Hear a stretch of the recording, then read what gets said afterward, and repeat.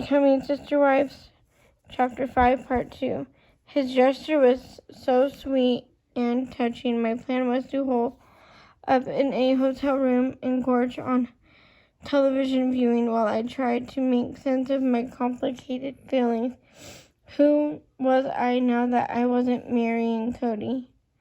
When my mom and dad realized what I was intending to do, they insisted that I come stay at their house. I resisted at first. I couldn't imagine being around anyone and burdening them with my emotions, and my parents prevailed.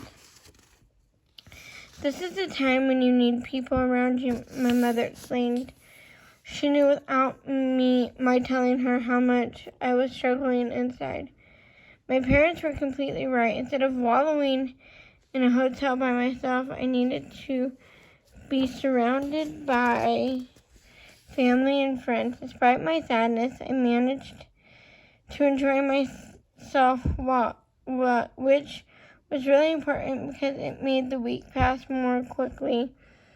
Cody called me every day to check in and tell me that he loved me. When Janelle entered the family, Cody and I were still starry-eyed regarding the principle of our marriage and marriage in general, so we had no idea how to prepare for the emotional and domestic reality of our new situation. I guess we just assumed that after Cody and Janelle got married and went on their honeymoon, the three of us would live in one house as a big, happy family, and everything would go back to normal. Neither Cody nor I anticipated the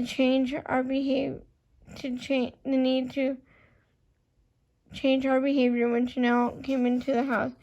We didn't consider how he might have to balance the relationship he had with me with the one he was developing with Janelle. I never took the time to think about how I should open up my space, both physically and emotional, to accommodate a new wife. I felt as if I was welcoming Janelle. I didn't realize at the time how different our personalities could be. We all moved into a new house about the time of Janelle's wedding, so I didn't feel like it was my house, but our house.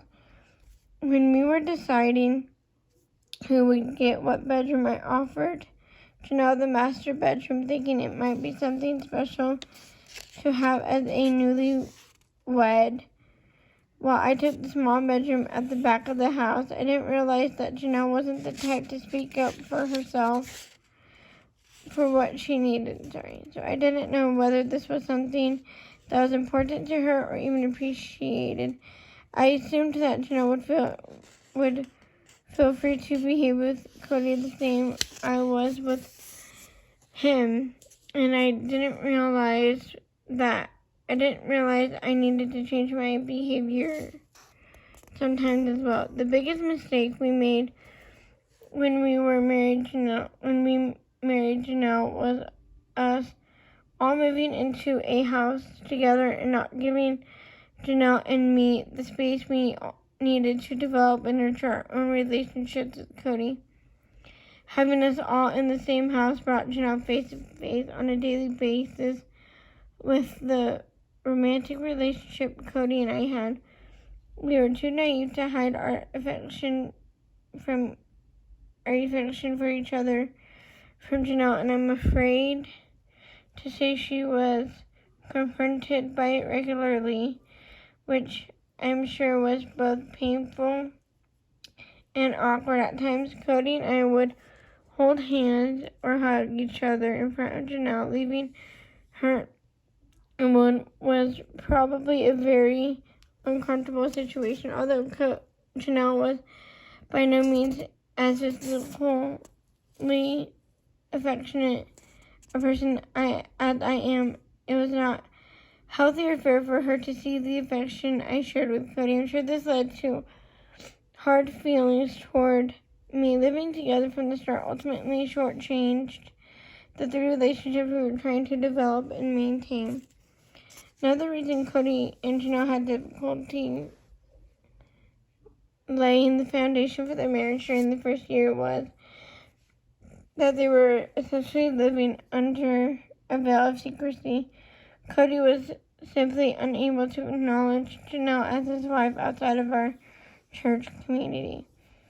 We were very quiet and private when it came to our family life, which I'm sure didn't help Janelle feel secure in her position in the family. When we went out together somewhere other than church associations, we always introduced Janelle as Cody's sister. I remember on more than one occasion that Cody, Janelle, and I had a conversation about how to explain Janelle who Janelle was. Cody and I already lived and worked in the small community in Wyoming when Janelle joined the family.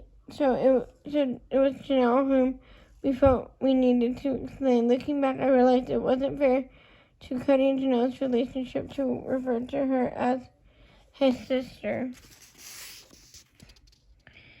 Since Janelle's mom was married to Cody's dad, it seemed to be a reasonable explanation, and it always seemed as if Janelle was okay with this reference. I always felt a little bit uncomfortable referring to her this way, but she and Cody seemed to be okay with it, so I played along. I believe it did a major disservice to Cody and Janelle's marriage. After Cody married Janelle, I went through some sort of separation anxiety. I missed the privacy of our old situation, the luxury of making a romantic dinner for just Cody and myself whenever I wanted, or renting a good movie and curling up on the couch together.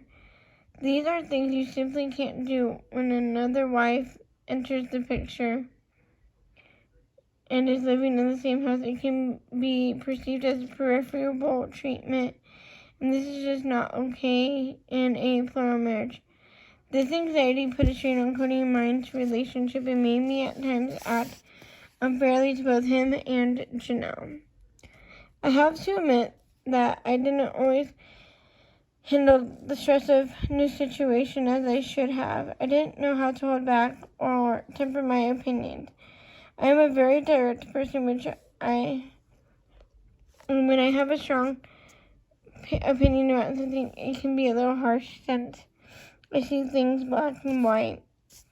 I have a bad habit of phrasing things in a way that can come across as aggressive. Janelle, on the other hand, is quite non-confrontational and seems to have a hard time being honest with herself or with others about her feelings. I tell Janelle that this is how it needs to be, and I didn't realize I was offering her no space to voice her own concerns. I didn't intend to be mean. I wasn't even aware that I was coming across that way. I was being honest with my thoughts and feelings, and just assumed she would do the same. I remember having a conversation with her many times concerning everything from how the house should be decorated to how the finances should be handled.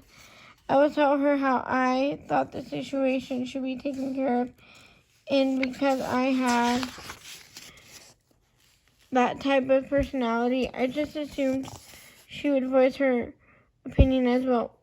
When I would find out later through Cody that there was an issue or disagreement, I was so upset that she didn't tell me her thoughts or opinions when we were having the discussion. I felt as if she was lying to me, and I felt betrayed by this. I thought we were in this marriage together to have a close, completely open relationship, and didn't understand why she wouldn't